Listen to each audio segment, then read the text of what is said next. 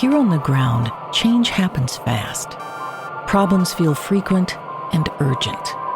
It's loud and anxiety runs high. From a satellite view, the Earth looks the same as it did thousands of years ago. We've been here before. Let's learn from our past and shoot for a better future.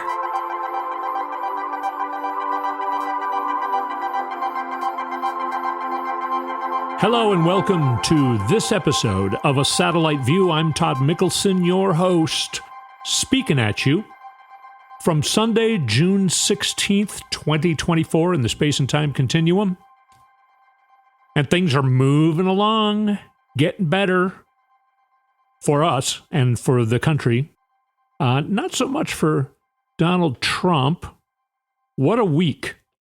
I can't believe this is still the same week where we heard the verdict on Hunter Biden. Let's go now to Hunter's press conference that he's holding outside the... No, he's not doing a press conference. He's not going outside the court saying, this is a sham. No, Democrats don't do that. Jared Moskowitz, representative in Congress from Florida. He is one of our current heroes. Here's what he had to say about this. We had a Republican prosecutor that was handling this case, right? This had nothing to do with Merrick Garland or Joe Biden. In fact, he's been found guilty, right? I mean, the idea that you now see my colleagues across the aisle trying to say this is all part of the plan, I mean, just sounds ridiculous. But there is something that did not happen, Joy, in this case. You didn't see members of Congress going to the courthouse, standing with Hunter, in their men's warehouse suits, holding press conferences. No Democrat is called to defund the FBI or defund the DOJ. No Democrat is calling for civil war as a result. No, Democrats stand for the rule of law. Remember, law and order. And we've been saying that Trump's not above the law. Hunter Biden's not above the law. No one is above the law. And it is amazing to see the stark contrast between how Democrats handled today and how Republicans handled this whole thing over the last couple of weeks. Yeah. So he reminded me about the suits where they all dressed like Trump. They all had red ties and dark blue suits. It was a circus. It was a feces show when Trump was on trial. And then Hunter Biden's on trial, and you would think the Republicans would be, I mean, what if Hunter Biden was acquitted? Then what would they be saying? The point is that Republicans, no matter what happens, are going to try and make you think that, although Joe Biden can't walk or talk, he's a mastermind genius that is scamming everything. Sure, they're giving us everything we want. That's to fool you. Yeah, sure, Joe he's got a great economy going on. That's just to fool you. Stock market's doing better than ever. That's just to fool you. Unemployment is down, and it has stayed down for longer than it has for 70 years. That's just to fool you. So, yeah, Joe Biden is good for America, but that's just to fool us. We need to vote for Trump. Joe Biden fixed what Trump broke. That's just to fool us. You need to vote for Trump. I don't know how dumb they think we are. I think what they think is how dumb their people are. And they think that, I don't know what they think. I can't tell you what the Republicans' whole thing is. A friend called me, my normal friend who, I talk about on this show a lot. He called and said, yeah, so some people at the Trump rally, like people in the audience, not on stage, are saying this is actually a Democratic republic. The Democratic part is made by Biden and the Republic part is made by the Republicans. It's so dumb. A republic means that there are representatives for the people in a government. When we very first started this country, the people didn't even vote for senators, and very few of the people were even allowed to vote for president. That's why it was called a republic. It changed to a democratic republic when the people were empowered to vote for senators and congresspeople and presidents and blah, blah, blah. And still, up until 100 years ago, women weren't even allowed to vote yet. We're still working on it. And by the way, it's like when Republicans try and claim Thomas Jefferson is a Republican, but then Democrats try and claim he was a Democrat. we thought we were going to have no political parties, but that, of course, was not going to last. When Thomas Jefferson was going to challenge his own president that he was vice president under in 1800, he formed a political party. And then Adams claimed a political party, and they were in differing parties. And Jefferson's party was called the Democratic Republicans. So forget about the names, because also the Republicans used to be the Liberal Party and slowly shifted to being the Conservative Party. The Democrats were the Conservative Party. The name doesn't really matter that much. So stop it. Just stop it. Anyway, they're talking to their dummies when they're saying those things. And I'm pretty sure, because I hadn't heard this, my friend reported this to me. I hadn't heard it, and I think that they don't intend to make it very public because they know they're going to get knocked down and ridiculed for that stupidity. But anyway, I spent too much time on that particular point. Other things that happen, I mean, the difference here between the Democrats and the Republicans on how we reacted to both Trump's conviction and Hunter Biden's conviction is just amazing. It's like a surprise, but it's no surprise. Another thing that happened was the Supreme Court proved again that they don't care about Americans dying. They're fine with Americans dying. This whole bump stock thing, by the way, they went against the Trump administration. It was the Trump White House that suggested a ban on the bump stocks that make a automatic gun into a machine gun. And if you're a gun nut and you're going on and saying, it's not a machine gun, technically it's... We don't care. We don't care that you know all these details about guns. We don't care. When you hear and see how a bump stock makes a regular AR-15 shoot, it sounds exactly like the 1930s with the mobsters shooting the Tommy gun, which was a machine gun. It sounds and looks exactly the same. So I don't care what you say. It's a machine gun if you put a bump stock on it. The Trump White House and Republicans agreed, yeah, that shouldn't exist. And that was after the massacre in, we always have to wait for a massacre before we make a move. That was the massacre in Las Vegas, 2018, I think it was. Of course, it was during Trump's presidency. Mowed down 60 people, like 150 people got hurt. It was, I don't know, it was horrible. And the Supreme Court said, no, we're going to lift the ban on bump stocks. So, of course, we're talking about guns again. The Republicans are afraid to talk about it. They don't want it to come up. But you know who's not afraid to talk about it? Here's President Biden this week. After a school shooting in Iowa that killed a student and a teacher, my predecessor was asked about it. You remember what he said? He said, have to get over it. Hell no, we don't have to get over it. We got to stop it. We got to stop it and stop it now. Yeah. Does that sound incoherent to you? And does that sound like there's no excitement in the room?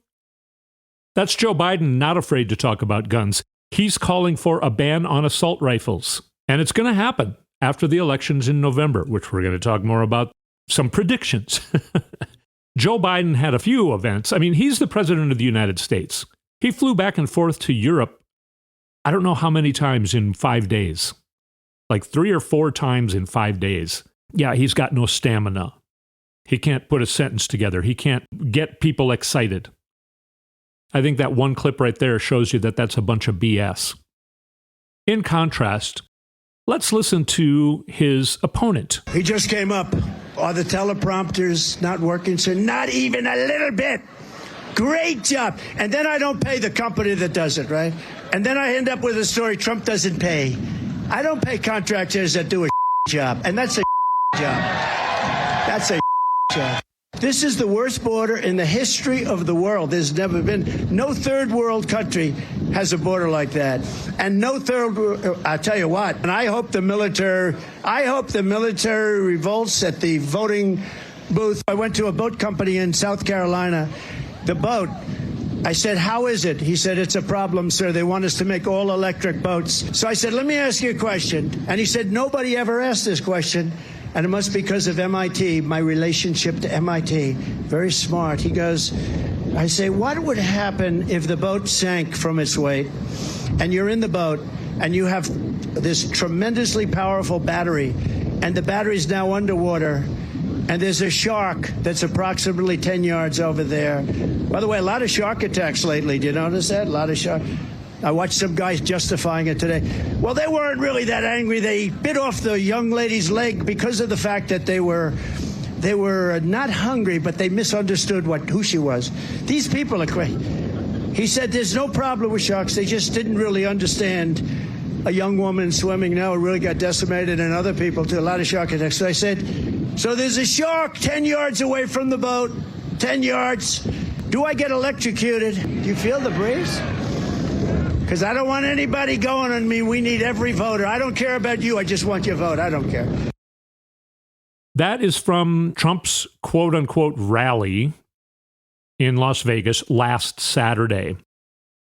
It's getting a lot of airplay. I'm not sure if you've heard it because I'm learning that there is a huge discrepancy between what most people are seeing and hearing in media and what is actually true. All of those clips and more, there are more crazy clips from Trump, from that speech, and then also, there's so many ways to go here. I'm not sure which way to go. Let's play a clip from, this is Speaker Johnson talking about when Trump came to town, and you probably heard some of the crazy stuff Trump said. He said Milwaukee, where the Republican convention is going to be held this year, he said Milwaukee is a horrible city. And then the Republicans all were like, no, he didn't. He didn't mean it. He didn't even say it. No, he said it, but he didn't mean it. No, he said it, but he meant something different. They're just all over themselves trying to fix this. Here's what Chucklehead MAGA Mike Johnson, the Speaker of the House, sadly, had to say about Trump coming and meeting with the House Republicans. I introduced him this morning at breakfast where he started the day. He spoke for an hour without notes, Sean. He can stand up there and hold court as long as he wants. As you know, President Trump is on his A game. And I'm telling you, in the room this morning, there was energy, enthusiasm, excitement. We had colleagues in there, Sean, who were commenting after his visit with us this morning, the House Republicans, that they haven't been this excited about the future of our country in 40 years. That's what one of my colleagues told me. Look, there's a palpable energy. In his words, something he said this morning, he said, something's happening in America, and we see it. There's a demographic shift going on in all these different segments of the population. We're headed for a great November. We have to run like we're 10 points behind, but I'm convinced Donald J. Trump is going to get a second term as president. We're going to retake the Republican majority in the Senate, and we're going to grow the House majority in the House, and that's going to be a good day for America. Okay, a lot of my predictions was basically exactly opposite of what he just said. Okay, the demographic change maybe is happening in America, but opposite the way he's talking. It's not going toward a Christo-fascist, is that how you say it? Christian nationalists, fascist state. That's what they think America's turning into. Now, I think Mike Johnson realizes that everything he just said is a lie, and actually there was no excitement. There's nothing but horror. Trump was saying things like, Nancy Pelosi's daughter is a whack job, but she said that me and Nancy would be great together. We would have been in a great relationship. Okay. Why is he fantasizing about Nancy Pelosi? He says he hates Nancy Pelosi. Trump, on that same day, he was in D.C. He met with the senators, which that was just embarrassing. There's video clips of him going around hugging people, and they're clapping for him. Why are you clapping for him? They all know that he's just totally gone. And they're, again, we go back a couple episodes. They're all like, how's the pillow? Yeah. Oh, I know. Biden's the worst president. Yeah, I know. And Nancy Pelosi wants you. Yes, I know, Grandpa. How's the pillow? Listen, I'll come back and check on you. That's what they're all really thinking. But instead, no, they have to clap for him like we're in North Korea. He also met with some CEOs, some top CEOs. I don't know why they would meet with him. But when he was in Washington, D.C., he had a meeting with some CEOs. Andrew Ross Sorkin, who reports on CNBC, he got to talk to some of these CEOs after the meeting with Trump. And here's what he had to say. Well, it was interesting. I spoke to a number of the CEOs who were at that meeting yesterday, a number of whom, frankly, had been predisposed to President Trump, in fact, former President Trump. And they walked away from that meeting, I think, a bit disheartened, a bit questioning, I don't want to say his mental fitness, but questioning just how meandering, how in some cases one said to me he could not keep a thought straight. He would go in one direction and then he'd go in another direction, and that there wasn't really necessarily a through line to the way he spoke or what even he was talking about. At one point, and you described it earlier, he discussed his plans to bring the tax rate down from the corporate tax rate down from 21% to 20%. And apparently at some point in the meeting was asked about why he had chosen 20%. And he said, well, it's a round number.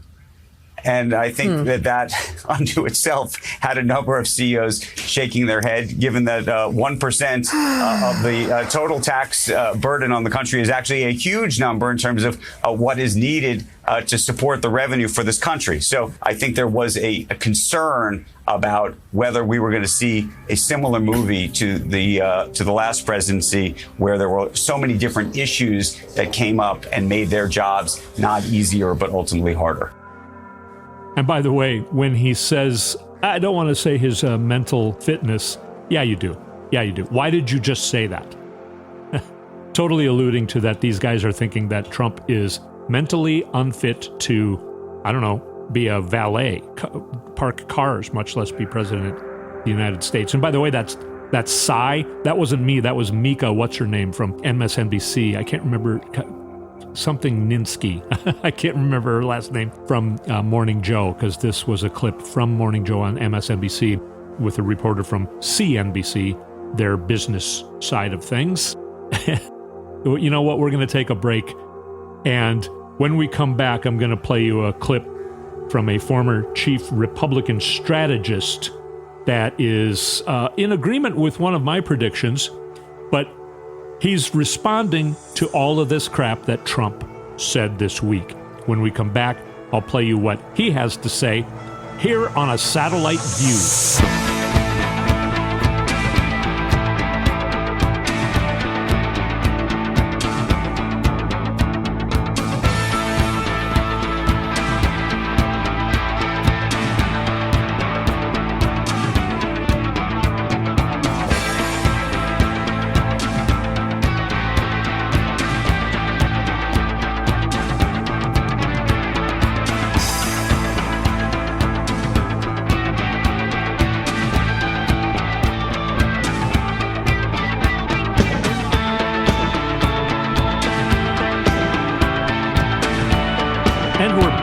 Satellite View. By the way, if you like the music, go to toddmikkelson.com, click the music link, and you'll have access to tons of music I've written over the decades. I want to play you a clip from, he's called a former chief Republican strategist. Now, he worked on the George W. Bush campaign as a strategist. So he's kind of at least an expert on how things used to work between the two parties. And of course, he, like so many other Republicans, have given up on the Republican Party.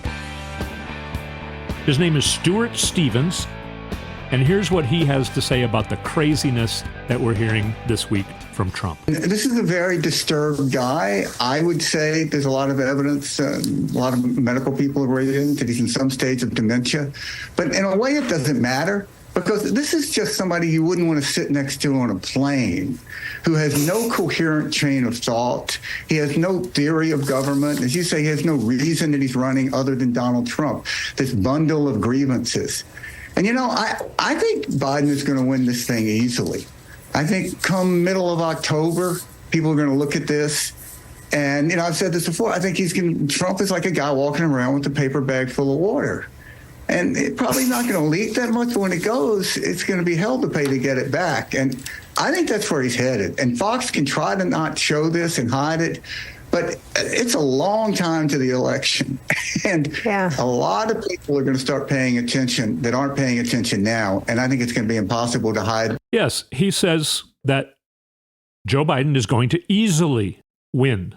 Okay, let's go down my Twitter feed because there was a whole bunch of stuff, and it's kind of a way to keep track of. This week has just, it's not as big of stuff as like, Trump being convicted. Again, that was kind of a big point in our history, much less this summer. So the couple weeks since then seem uneventful, but man, jam-packed with craziness. That's what we're going through. Another thing Trump said, this is at that Turning Point Action. I'm not going to even explain what it all is. It's a crazy, crazy group. Of course, Trump speaks there, and he's talking about, when he passed the cognitive test.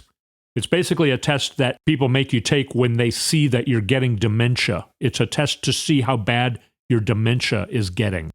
And he keeps bragging about his doctor was named Ronnie Jackson. But then he kept messing up his name, calling him Ronnie Johnson. And when this happens, he did it 3 times. He called him Ronnie Johnson 3 times. So it wasn't just a slip of the tongue. You would think he would have said it once if it was a slip of the tongue. When he said Nikki Haley was in charge of security on January 6th, which he meant to say Nancy Pelosi, obviously, but he didn't say Nikki Haley one time and then change it to Nancy Pelosi or even stop himself and correct himself. He repeated it, and the crowd was talking, so he kept repeating, Nikki Haley, Nikki Haley, no, Nikki Haley said blah, blah, blah, blah, blah, blah. Nikki Haley was it. So 4 times is how he did that Nikki Haley mess up. This isn't just having your brain have a little short out for a second. He's losing it. He's losing it, and it's being talked about more and more. It's unavoidable. The shallow state. This is from their Twitter feed. Trump has been gaffing, slurring, and rambling for months, but the past 5 or 6 orations have transitioned to nonsensical blather, as we heard earlier on this show.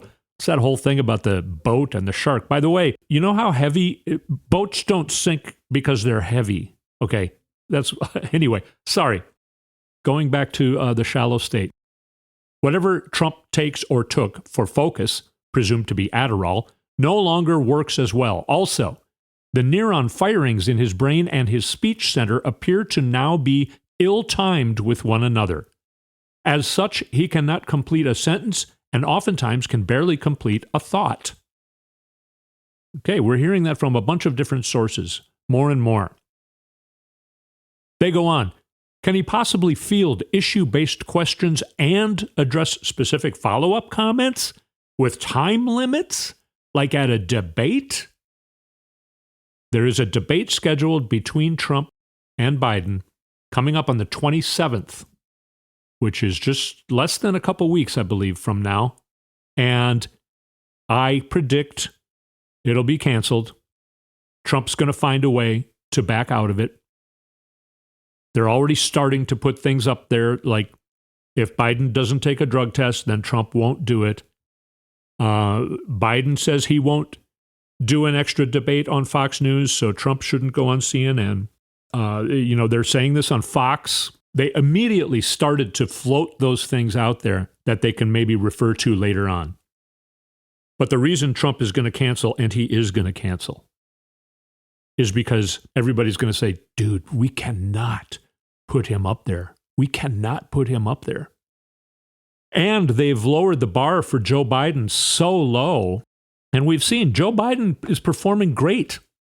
The State of the Union address. After that, they said, oh, he's on drugs. There's no way he could have done that unless he was on some, magic drug that makes you not have dementia. Because they're saying Joe Biden has dementia. It's all projection because they know their candidate is going deep into dementia. And they know Joe Biden is not. Joe Biden is old. He's showing signs of aging. Trump, along with showing signs of aging, is showing signs of dementia. Crazy. He's going crazy. I don't want to call dementia going crazy. It's not disparaging. And I don't hold it against Donald Trump for having dementia. So I should probably be more sensitive about how I talk about dementia. But I think everyone would agree that we don't want somebody with dementia to be our president. We have had it in the past, but we don't want it.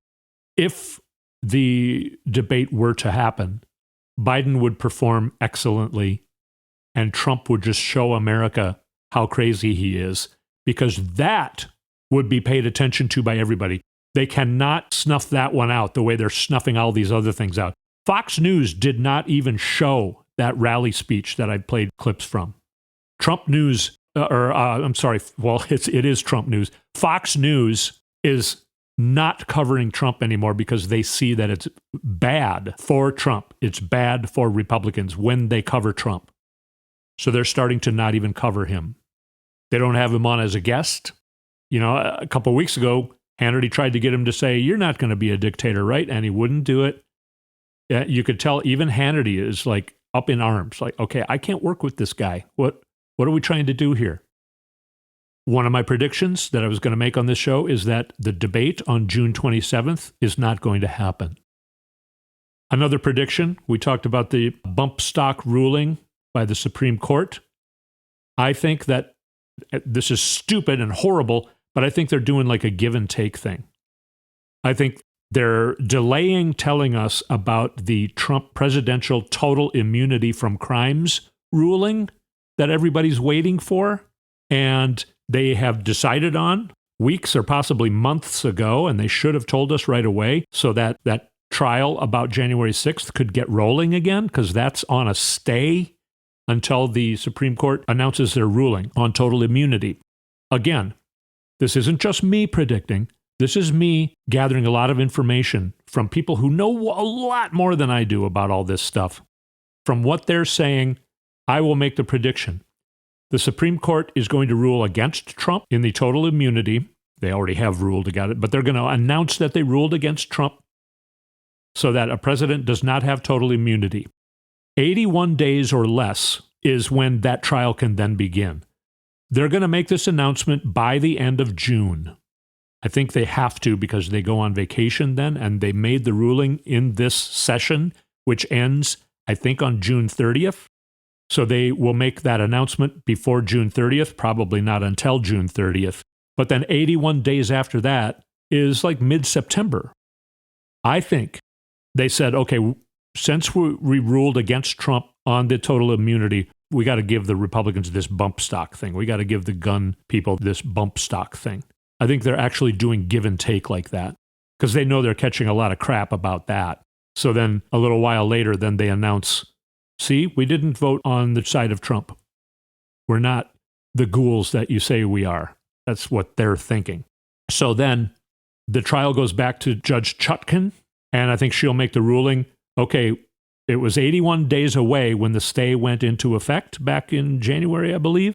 So we're just starting from where we left off. 81 days from now, I'm setting a trial date, and that will be before the election. And enough time before the election, like 6 or 7 weeks before the election, that trial could end, and Trump could still be convicted for trying to overthrow the country. I think there's a 90% chance that that is going to happen. And people are starting to talk about it like that. Those are my two big predictions. That one and that the debate is not going to happen. But other things that are going on now, fascism is rising and kind of having a resurgence all around the world. Other thing that's happening is people are fighting against it, and it's losing all around the world. Yesterday, hundreds of thousands of people were marching against the far right in France, as the far right has never been so close to power. There are photos, and it's huge, huge, huge, overwhelmingly huge crowds, hundreds of thousands of people. And that's not being reported by Donald Trump, who says 100,000 people when it's really like maybe 2,500 people. What else here? Going down my Twitter. Oh, here's another, somebody points out on Twitter. It's nuts that Michael Ruley outspent Michael Kirpchek $571,000 to $7,000. What he's talking about is a special election that took place this week, Tuesday, in Ohio's 6th district, congressional district. A Republican state senator, Michael Ruley, was running against a Democrat who is an Air Force veteran. His name is Michael Kirpchak.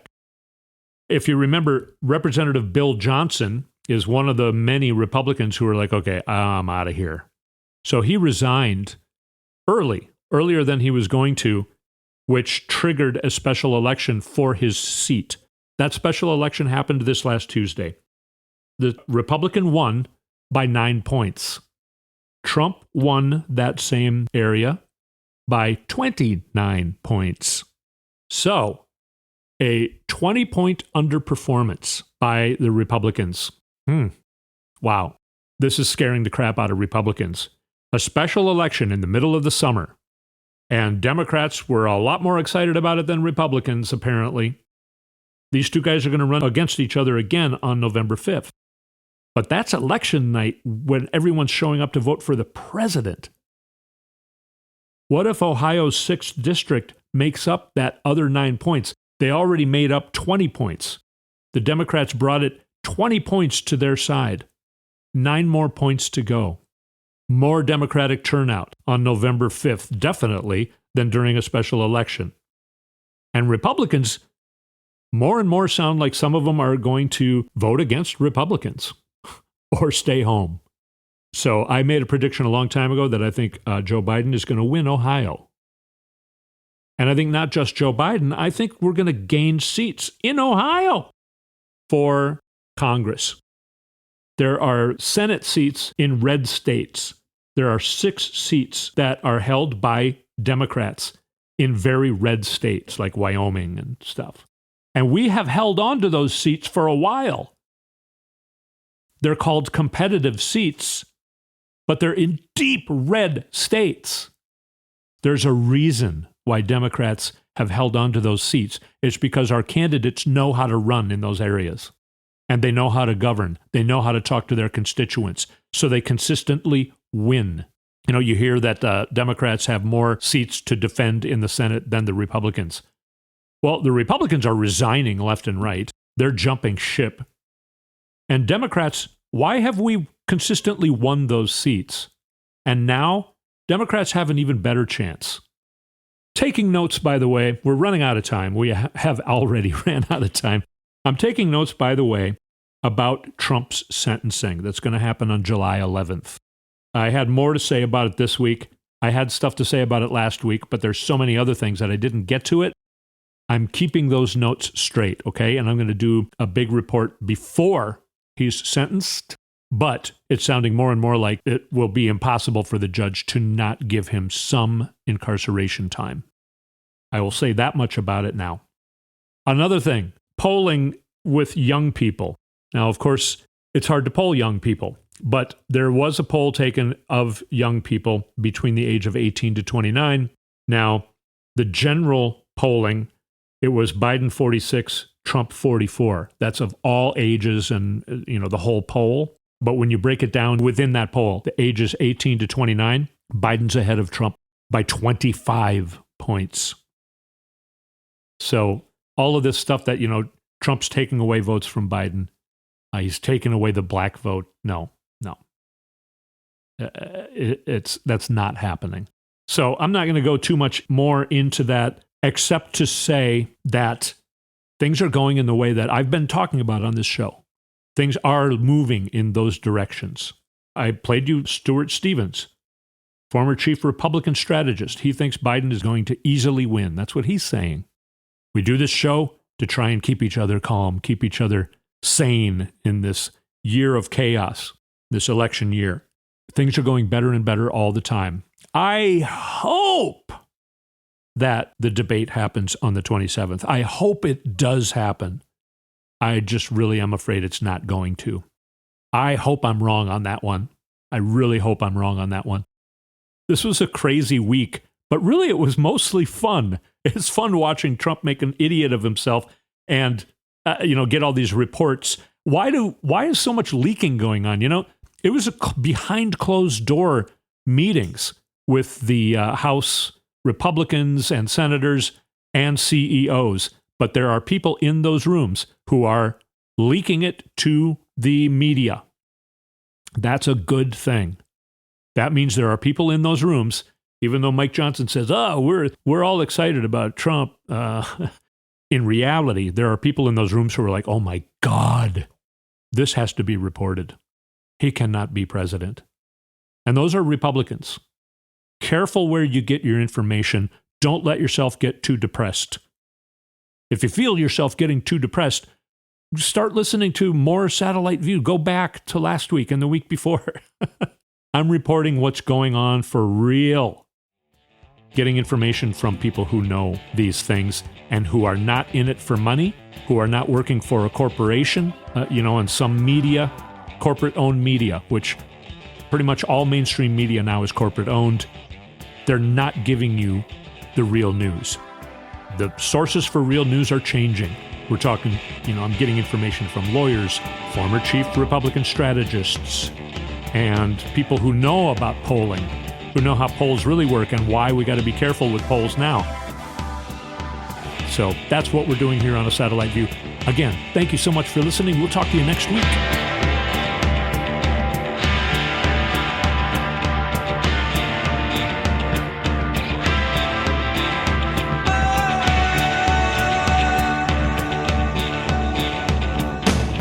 You've been listening to A Satellite View with Todd Mikkelson. Go to toddmikkelson.com for links and more information.